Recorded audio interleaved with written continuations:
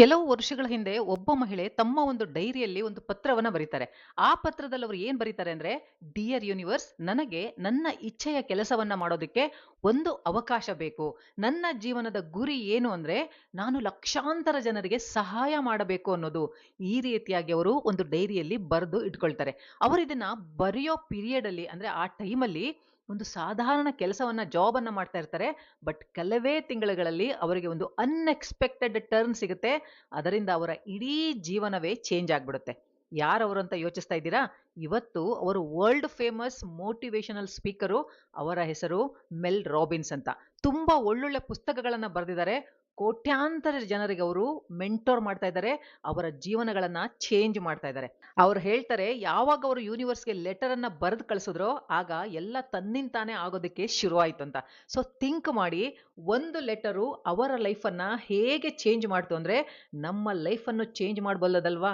ಯಾಕಂದ್ರೆ ಯೂನಿವರ್ಸು ಎಲ್ರಿಗೂ ಕೆಲಸ ಮಾಡುತ್ತೆ. ಎಲ್ಲರ ಪರವಾಗೂ ಕೆಲಸ ಮಾಡುತ್ತೆ. ಯಾವ ಭೇದ ಭಾವನೂ ಅದು ಇಟ್ಕೊಳ್ಳೋದಿಲ್ಲ. ಆದ್ರೆ ಯಾರು ಯೂನಿವರ್ಸ್‌ನ 100% ನಂಬ್ತಾರೆ, ಅವರಿಗೆ ಮಾತ್ರ ಅದು ಕೆಲಸ ಮಾಡೋದು. ಹಾಗಾಗಿ ಇವತ್ತು ನಾವು ಯೂನಿವರ್ಸ್‌ನ ಪವರ್‌ಫುಲ್ ಲೆಟರ್ ಟೆಕ್ನಿಕ್ ಬಗ್ಗೆ ನಾವು ಡಿಸ್ಕಸ್ ಮಾಡ್ತಾ ಇದ್ದೀವಿ. ಇದು ನಮ್ಮ ಸಬ್‌ಕಾನ್ಷಿಯಸ್ ಮೈಂಡ್ ಅನ್ನ ಮತ್ತೆ ಕ್ವಾಂಟಮ್ ಎನರ್ಜಿಯನ್ನ ಆಕ್ಟಿವೇಟ್ ಮಾಡುವಂತದ್ದು. ಅದರಿಂದ ನಿಮ್ಮ ಡ್ರೀಮ್ಸು ಫಾಸ್ಟ್ ಆಗಿ ಟ್ರೂ ಆಗುವಂತದ್ದು. ಇದು ಬರೀ ಒಂದು ಟೆಕ್ನಿಕ್ ಮಾತ್ರ ಅಲ್ಲ, ಇದರ ಹಿಂದೆ ಅದ್ಭುತವಾದ ಒಂದು ಸೈನ್ಸ್ ಕೂಡ ಅಡಗಿದೆ. ಒಂದು ರಿಸರ್ಚ್ ಪ್ರಕಾರ ನೀವು ನಿಮ್ಮ ಗೋಲ್ಸ್ ಅನ್ನ, ನಿಮ್ಮ ಡ್ರೀಮ್ಸ್ ಅನ್ನ, ನಿಮ್ಮ ಡಿಸೈರ್ ಅನ್ನ ಯಾವಾಗ ನೀವು ಪೇಪರ್ ಮೇಲೆ ಬರಿತೀರೋ, ಅದರ ರಿಸಲ್ಟು 100% ಸಿಕ್ಕೇ ಸಿಗುತ್ತೆ ಅಂತ ಹೇಳುತ್ತೆ. ಯಾಕೆ ಅಂದ್ರೆ, ನಮ್ಮ ರ್ಯಾಸ್ ಅಂದ್ರೆ ರೆಟಿಕ್ಯುಲರ್ ಆಕ್ಟಿವೇಟಿಂಗ್ ಸಿಸ್ಟಮ್ ಅಂತ ನಾವೇನ್ ಹೇಳ್ತೀವಿ, ನಮ್ಮೆಲ್ಲ ಸಾವಿರಾರು ಯೋಚನೆಗಳ ಮಧ್ಯೆ ಫಿಲ್ಟರ್ ಮಾಡಿ ನಾವ್ ಏನನ್ನ ಮ್ಯಾನಿಫೆಸ್ಟ್ ಮಾಡ್ತಾ ಇದ್ದೀವೋ ಅದನ್ನ ಮಾತ್ರ ಫೋಕಸ್ ಮಾಡಿಸುತ್ತೆ. ರೆಟಿಕ್ಯುಲರ್ ಆಕ್ಟಿವೇಟಿಂಗ್ ಸಿಸ್ಟಮ್ ಏನ್ ಮಾಡುತ್ತೆ ಅಂದ್ರೆ, ಯಾವಾಗ ನೀವು ಲೆಟರ್ ಬರಿತೀರೋ ಅದರಲ್ಲಿ ನಿಮ್ಮ ಡಿಸೈರ್ ಬಗ್ಗೆ ಏನೇನು ಡೀಟೇಲ್ಸ್ ಹಾಕ್ತಿರೋ, ಆಗ ರ್ಯಾಸ್ ನಿಮ್ಮ ಡಿಸೈರ್ ಅನ್ನ ಮಾತ್ರ ಕಾನ್ಸಂಟ್ರೇಟ್ ಮಾಡಿ ನಿಮ್ಮ ಸಬ್ ಕಾನ್ಶಿಯಸ್ ಮೈಂಡ್ ಅಲ್ಲಿ ರೀಪ್ರೋಗ್ರಾಮಿಂಗ್ ಮಾಡ್ಬಿಡುತ್ತೆ. ಹಾಗೇನೆ ನಿಮಗೆ ಅದೇ ತರದ ಆಪರ್ಚುನಿಟೀಸು ಸಿಗ್ತಾ ಹೋಗುತ್ತೆ. ಅಂಡ್ ನಿಮ್ಮ ಮ್ಯಾನಿಫೆಸ್ಟೇಷನ್ ಫಾಸ್ಟ್ ಆಗಿ ಟ್ರೂ ಆಗೋದಕ್ಕೆ ಹೆಲ್ಪ್ ಮಾಡೇ ಮಾಡುತ್ತೆ. ಜೋ ಡಿಸ್ಪೆನ್ಸಾ ಹೇಳ್ತಾರೆ, ನೀವ್ ಏನನ್ನ ಅಟ್ರಾಕ್ಟ್ ಮಾಡ್ಬೇಕು ಅಂತ ಇದ್ದೀರೋ ಅದನ್ನ ಯಾವಾಗ ನೀವು ಕ್ಲಿಯರ್ ಆಗಿ ವಿಜುವಲೈಸ್ ಮಾಡ್ತಾ ಬರಿತೀರೋ, ಅಂದ್ರೆ ಅದನ್ನ ಇಮ್ಯಾಜಿನ್ ಮಾಡ್ತಾ ಮಾಡ್ತಾ ನೀವು ಬರಿತೀರೋ, ಆಗ ನಿಮ್ಮ ಎನರ್ಜಿ ಫೀಲ್ಡ್ ಏನಿದೆ ಆ ಒಂದು ರಿಯಾಲಿಟಿ ಜೊತೆ ಮ್ಯಾಚ್ ಆಗೋದಕ್ಕೆ ಸ್ಟಾರ್ಟ್ ಆಗುತ್ತೆ ಅಂತ ಹೇಳ್ತಾರೆ. ಅದೇ ಕಾರಣ, ಯಾವಾಗ ನೀವು ನಿಮ್ಮ ಡಿಸೈರ್ ಅನ್ನ ಯೂನಿವರ್ಸ್‌ಗೆ ಲೆಟರ್ ಮೂಲಕ ಕಳಿಸ್ತೀರಾ, ಆಗ ನಿಮ್ಮ ವೈಬ್ರೇಷನ್ಸ್ ಯೂನಿವರ್ಸ್‌ನ ವೈಬ್ರೇಷನ್ ಜೊತೆಗೆ ಕನೆಕ್ಟ್ ಆಗೋದಕ್ಕೆ ಶುರು ಆಗುತ್ತೆ. ಇದು ಒಂದು ಸಿಗ್ನಲ್ ರೀತಿಯಲ್ಲಿ ಕೆಲಸ ಮಾಡೋದಕ್ಕೆ ಶುರು ಮಾಡ್ಕೊಳ್ಳುತ್ತೆ. ನಿಮ್ಮ ರಿಯಾಲಿಟಿಯನ್ನ ಶಿಫ್ಟ್ ಮಾಡ್ಬಿಡುತ್ತೆ. ಆದ್ರೆ ಜಸ್ಟ್ ಲೆಟರ್ ಬರಿಬೇಕು ಅಂತ ಸುಮ್ನೆ ಬರೆದ್ರೆ ಯಾವ ರಿಸಲ್ಟು ಸಿಗಲ್ಲ. ನೀವಿದನ್ನ ಒಂದು ಶಕ್ತಿ ತುಂಬುವ ಪ್ರೋಸೆಸ್ ಅಂದ್ರೆ ಎನರ್ಜಿ ಇನ್ಫ್ಯೂಸ್ಡ್ ಪ್ರೋಸೆಸ್ ತರ ನೀವು ಇದನ್ನ ಮಾಡ್ಬೇಕು. ಹಾಗಾಗಿ ನೀವು ಬರೆಯುವಂತಹ ಲೆಟರು ಬರೀ ವರ್ಡ್ಸ್ ಮತ್ತೆ ಸೆಂಟೆನ್ಸ್ ಆಗದೆ ಯೂನಿವರ್ಸ್‌ಗೆ ಒಂದು ಕಮಾಂಡ್ ಕೊಡೋ ರೀತಿಯಲ್ಲಿ ಅಂಡ್ ನಿಮ್ಮ ರಿಯಾಲಿಟಿ ಶಿಫ್ಟ್ ಆಗೋ ರೀತಿನಲ್ಲಿ ನೀವು ಹೇಗೆ ಬರೆಯೋದು ಅಂತ ನೋಡೋದಾದ್ರೆ, ಮೊದಲಿಗೆ ಒಂದು ಶಾಂತವಾದ ಜಾಗದಲ್ಲಿ ನೀವು ಕುಳಿತುಕೋಬೇಕು. 5ರಿಂದ 10 ನಿಮಿಷ ಮೆಡಿಟೇಷನ್ ಅಥವಾ ಡೀಪ್ ಬ್ರೀದಿಂಗ್ ಎಕ್ಸರ್ಸೈಸ್ ಅನ್ನ ಮಾಡಿ. ಇದರಿಂದ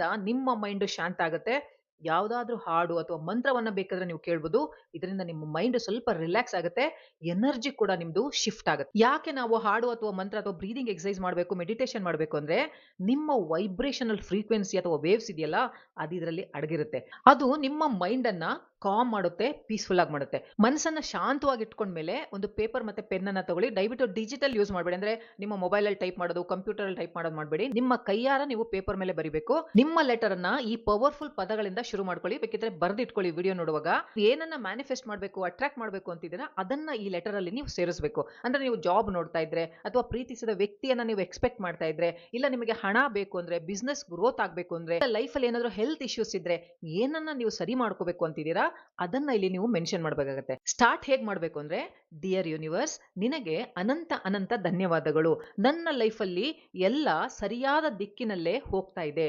ನಾನು ಗ್ರೇಟ್ಫುಲ್ ಆಗಿದ್ದೀನಿ. ನನಗೆ ನನ್ನ ಡ್ರೀಮ್ ಜಾಬ್ ಸಿಕ್ಕಿದೆ ಇನ್ಫೋಸಿಸ್ ಅಲ್ಲಿ, ಅಥವಾ ನನಗೆ 50 ಲಕ್ಷ ರೂಪಾಯಿ ಹಣ ಸಿಕ್ಕಿದೆ, ಅಥವಾ ನನಗೆ ನಾನು ಪ್ರೀತಿಸಿದ ವ್ಯಕ್ತಿಯ ಜೊತೆ ಮದುವೆ ಫಿಕ್ಸ್ ಆಗಿದೆ. ನನ್ನ ಆರೋಗ್ಯ ತುಂಬಾ ಸುಧಾರಿಸಿದೆ. ನಾನು ಆರಾಮವಾಗಿ ಆಕ್ಟಿವ್ ಆಗಿದ್ದೀನಿ. ಹಾಗೆ ನನ್ನ ಬಿಸ್ನೆಸ್ ಅಲ್ಲಿ ತುಂಬಾ ಗ್ರೋತ್ ಆಗ್ತಾ ಇದೆ. ಲಾಭವನ್ನ ನಾನು ಪಡೆದುಕೊಳ್ತಾ ಇದ್ದೀನಿ. ನನ್ನ ಡಿಸೈರ್ ಏನಿದೆ ಅದೆಲ್ಲ ಫುಲ್ಫಿಲ್ ಆಗಿದೆ. ಇದೇ ತರ ನೀವು ನಿಮ್ಮ ಡಿಸೈರು, ನಿಮ್ಮ ಗೋಲ್ ಏನಿದೆ ಅದನ್ನ ಲೆಟರ್ ಅಲ್ಲಿ ಬರಿಬೇಕು. ಇದರಲ್ಲಿ ಮುಖ್ಯವಾದ ವಿಚಾರವನ್ನ ನೀವು ಮರಿಬಾರ್ದು. ಏನು ಅಂದ್ರೆ ಗ್ರಾಟಿಟ್ಯೂಡ್. ಗ್ರಾಟಿಟ್ಯೂಡ್ ಕೊನೆಯಲ್ಲಿ ನೀವು ಹೇಳಲೇಬೇಕಾಗತ್ತೆ. ಯಾಕಂದ್ರೆ ಗ್ರಾಟಿಟ್ಯೂಡ್ ಎನರ್ಜಿ ಇದೆಯಲ್ಲ, ಅದು ಎಲ್ಲಕ್ಕಿಂತ ಪವರ್‌ಫುಲ್ ಎನರ್ಜಿ ಆಗಿರುತ್ತೆ. ಅದು ನಿಮ್ಮ ಮ್ಯಾನಿಫೆಸ್ಟೇಷನ್ ಅನ್ನ 100 ಪಟ್ಟು ಸ್ಪೀಡ್ ಅನ್ನಾಗಿ ಮಾಡ್ಬಿಡುತ್ತೆ. ಯಾಕಂದ್ರೆ ಯೂನಿವರ್ಸ್ ಯಾವಾಗ್ಲೂ ಸ್ಕ್ಯಾರ್ಸಿಟಿ ಫ್ರೀಕ್ವೆನ್ಸಿಯಲ್ಲಿ ಅಲ್ಲ ಕೆಲಸ ಮಾಡೋದು, ಅದು ಅಬಂಡನ್ಸ್ ಫ್ರೀಕ್ವೆನ್ಸಿಯಲ್ಲಿ ಕೆಲಸ ಮಾಡುತ್ತೆ. ಸೊ ನಿಮ್ಮ ಡಿಸೈರ್ ಏನಿದೆ ಅದು ಆಲ್ರೆಡಿ ಫುಲ್‌ಫಿಲ್ ಆಗಿದೆ ಅನ್ನೋ ರೀತಿನಲ್ಲಿ ಫೀಲಿಂಗ್ ಅಲ್ಲಿ ಇಟ್ಕೊಂಡು ಗ್ರಾಟಿಟ್ಯೂಡ್ ಸಮೇತ ನೀವು ಪ್ರೆಸೆಂಟ್ ಟೆನ್ಸ್ ಅಲ್ಲಿ ಬರಿಬೇಕಾಗತ್ತೆ. ನನಗೆ ಜಾಬ್ ಸಿಗ್ಲಿ, ಹಣ ಸಿಗ್ಲಿ, ಪ್ರೀತಿ ಸಿಗ್ಲಿ, ಆರೋಗ್ಯ ಸಿಗ್ಲಿ, ಈ ರೀತಿಯ ಫ್ಯೂಚರ್ ಟೆನ್ಸ್ ಅಲ್ಲಿ ಬರಿಬೇಡಿ. ನನಗೀಗಾಗಲೇ ಸಿಕ್ಕಿಬಿಟ್ಟಿದೆ ಅನ್ನೋ ರೀತಿನಲ್ಲಿ ನೀವು ಬರಿಬೇಕಾಗತ್ತೆ. For example, thank you universe, ನನಗೆ ನನ್ನ ಡ್ರೀಮ್ ಜಾಬ್ ಸಿಕ್ಕಿದೆ. I am very happy. ಹೀಗೆ ಯಾಕೆ ಬರಿಬೇಕು ಅಂದ್ರೆ, ನೀವು ಯಾವಾಗ ನಿಮ್ಮ ಡಿಸೈರ್ ಆಲ್ರೆಡಿ ಆಗ್ ಹೋಗಿದೆ ಅಂತ ಬರಿತೀರೋ, ಆಗ ನಿಮ್ಮ ಸಬ್ ಕಾನ್ಶಿಯಸ್ ಮೈಂಡ್ ಅನ್ನ ನಿಜ ಅಂತ ನಂಬಿಸ್ಬಿಡ್ತೀರಾ. ರಿಯಾಲಿಟಿ ಅಂತ ಅದು ಅಕ್ಸೆಪ್ಟ್ ಮಾಡ್ಕೊಳ್ಳೋಕೆ ಶುರು ಮಾಡುತ್ತೆ. ಸೊ ಬರೀ ಪದಗಳಿಂದ ಏನು ಯೂಸ್ ಆಗಲ್ಲ.